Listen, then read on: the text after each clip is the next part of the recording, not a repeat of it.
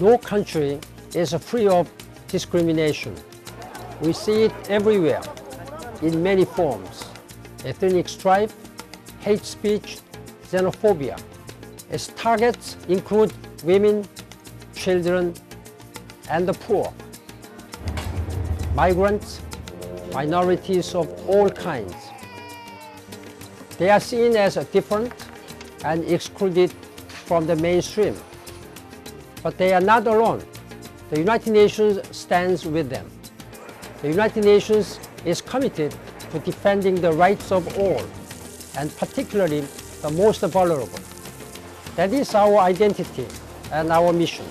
Discrimination is outlawed by international treaties.